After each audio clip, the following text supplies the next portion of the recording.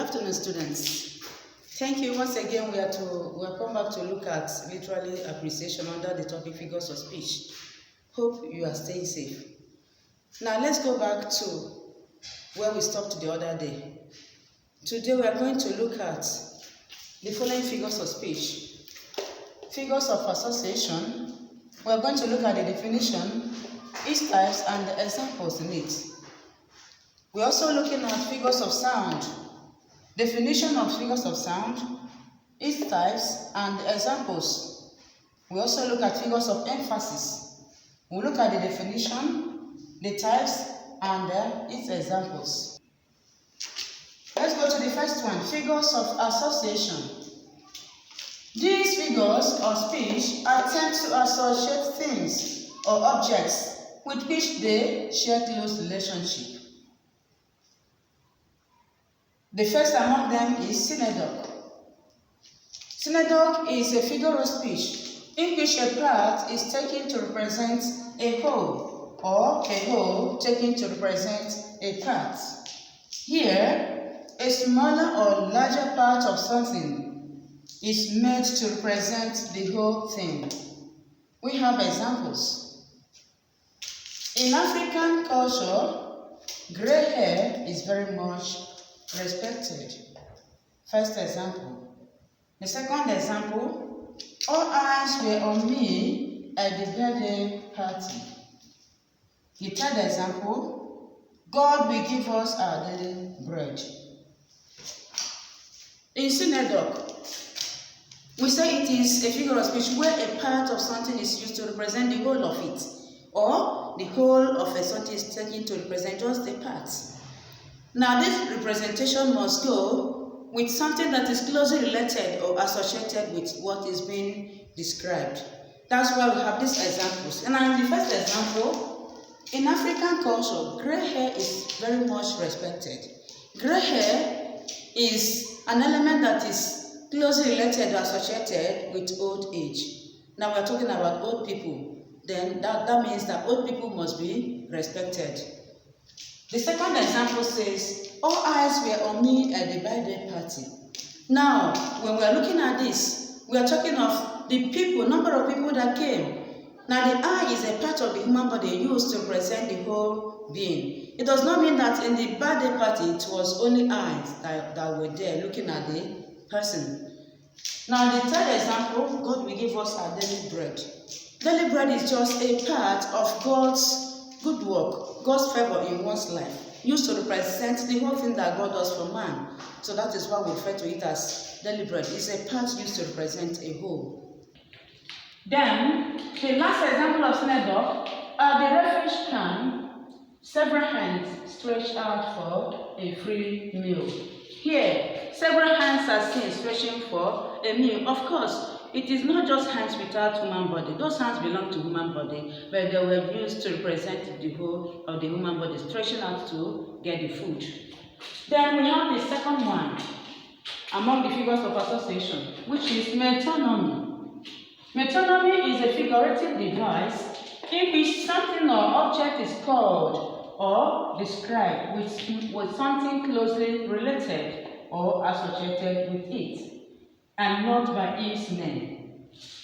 In metonymy, something that is closely related to a person, like a staff of office, is used to describe that person. It can be a crown, a staff that is used to know a king. So that person that is being described must be described with something that he is acquainted with. We have examples. The first example, the pen is mightier than the sword. Asanas, second example, Asanas has been criticized for its plans to retain corrupt ministers in its cabinet. We have the third example. Please do come to the class with your Shakespeare. Now let's look at the examples one after the other. In the first example, the pen is mightier than the sword. Here, pen is closely related or associated with some group of people, which is the elites. So now we are using it to describe the learned ones, while the sword is something that is related or closely associated with the soldiers. Then the second example, corrupt ministers. In this example, Aso Rock is Nigeria's seat of power, that is in Abuja. So Aso Rock is closely related to the seat of power. That is why we use it to describe it. Then the last example, do come to the class with your Shakespeare. In this example, Shakespeare is not actually to be brought to the class. Rather, we are coming to the class with Shakespearean drama. So it means that the students will come to the class with their drama text written by William Shakespeare. Okay, the next one is antonomasia. Antonomasia is a figure of speech in which some fame is ascribed to another person who has merited such fame, irrespective of the geographical or age differences of both persons compared. In antonomasia, a particular feat that is seen in a popular person which is equally seen in another person that is not popular, can be used to describe the person who is not so popular. The issue is that two of them have the same or similar feet. So they can be compared because they have similar feet or fame. Now examples. The first one, Wole Soyinka is the African William Shakespeare. 2. Kanu is the maker of Nigeria. The third example, Okocha is the Maradona of Africa. In our examples, Wole Soyinka is said to be the African William Shakespeare because Wole Soyinka has similar feet of that of William Shakespeare, who is known to be a great dramatist and also a poet. Wole Soyinka is also a great dramatist of Africa and also a good poet. So similar feat is seen in him. That is why William Shakespeare is used to describe him. Now we have the second example. Kanu is the maker of Nigeria. Kanu is the center of the religion of the Muslims. So they go there, they take it to be a highly respected place for the Muslims. Then the third one, Okocha is Maradona of Africa. We all know Okocha, who is a good player of Africa. In the similar feat that is in Okocha is also seen in Maradona. That is why it is used to describe him. The next one is allusion. Allusion is a reference made to an old event, important person, what he said, what he did, or what he stood for.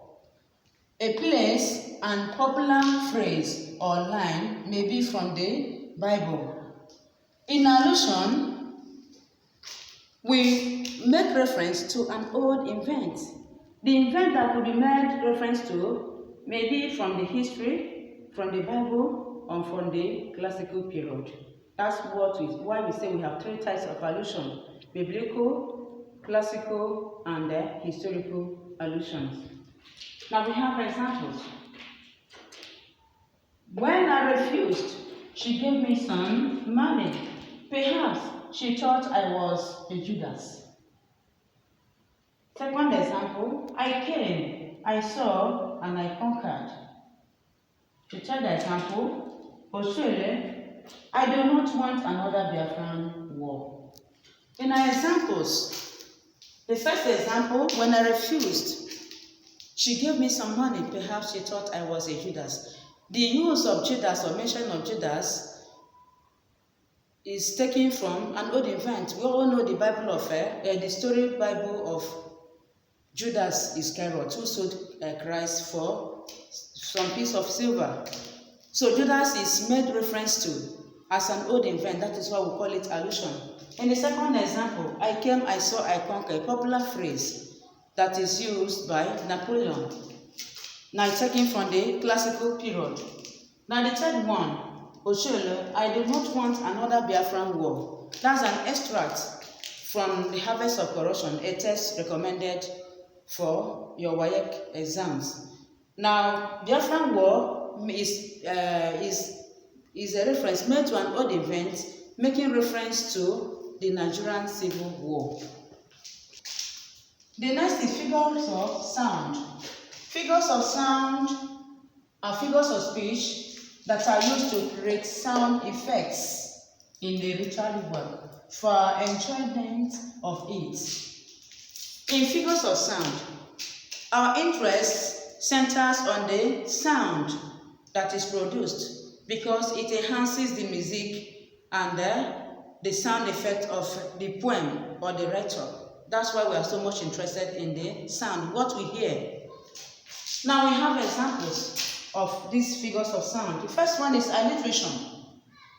Alliteration is the representation of the same consonant sound or letters, usually at the beginning of words in a line of poetry, in order to create sound and musical effects.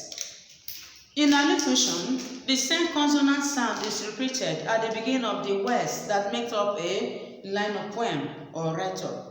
Now, the repetition of the same consonant sound brings out the sound effect and adds to the musicality of the poem. We have examples. The first one, Bola gave birth to a bouncing baby boy. Second example, she showed her shiny shoes to the shopkeeper. The third example, Pat peeped patiently at Pauline.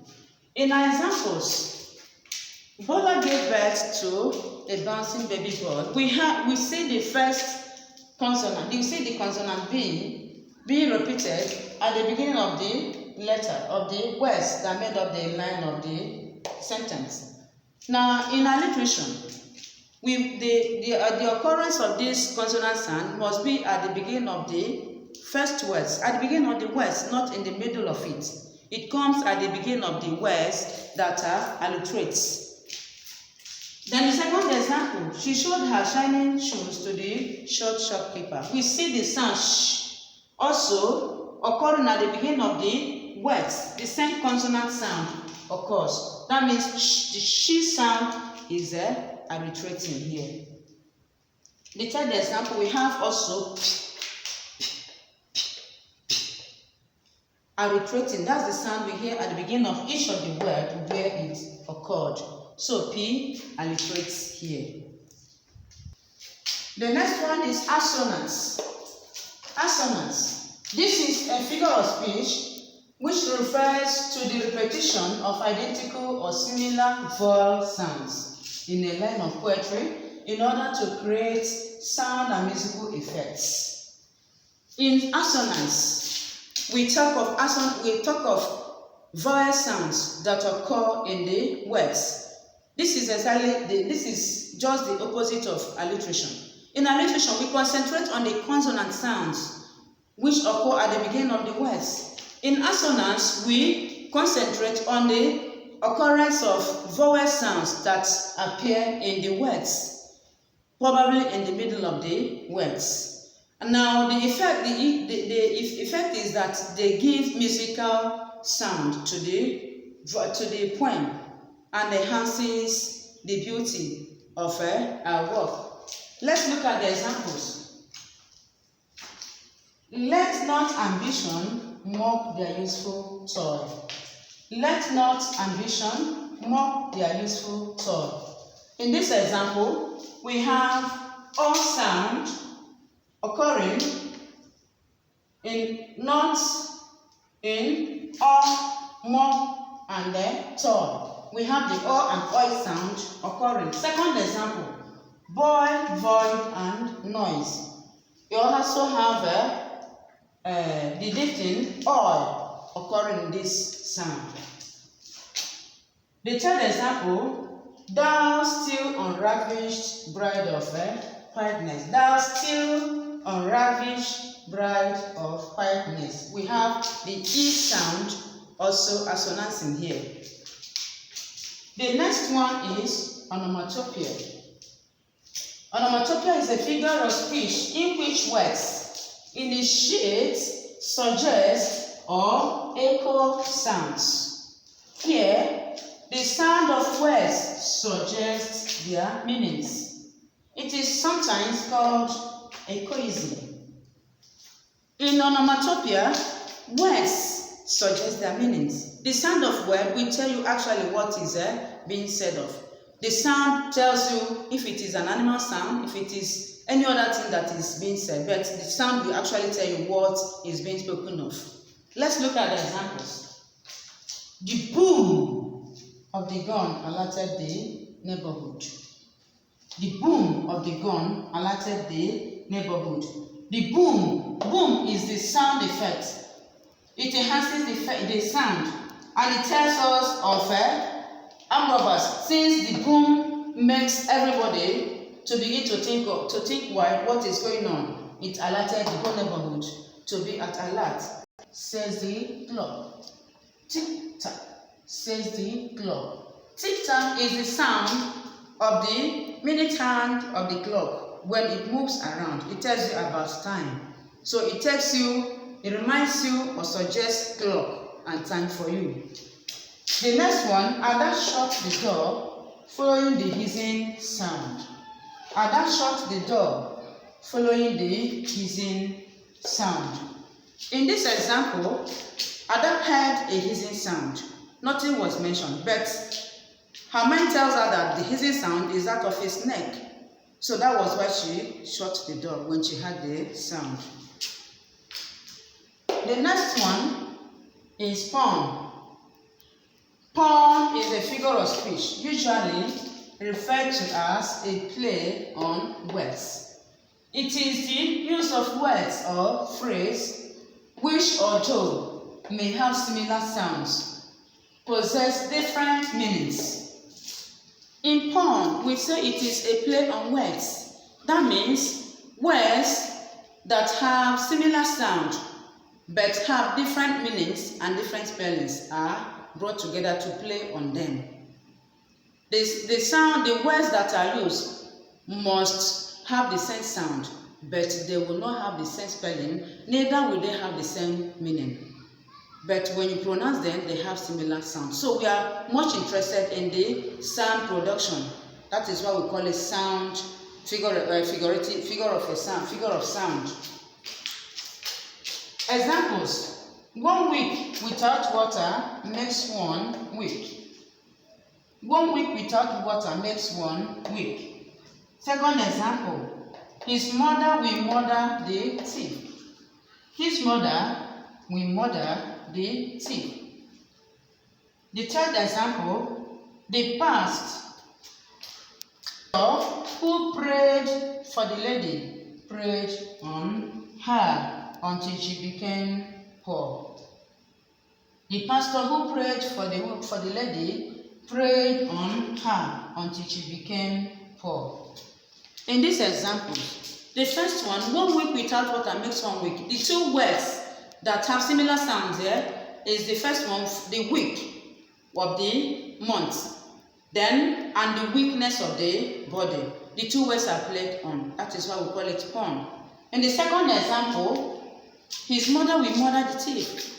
The sound of murder, or that of a human being, sounds similar to the sound of murder, which is the killing of somebody. So murder and murder are played on. The pastor prayed. Now in this third example, the pastor who prayed, that is the prayer, praying for somebody, also became what? A prayer on the lady. Since after praying for the woman, he continued to eat up the woman's money, collect money from the woman. That he becomes a prey for the woman whom he prayed for. So the prayer of the prayer is also having the same sound with the prayer of one being a parasite.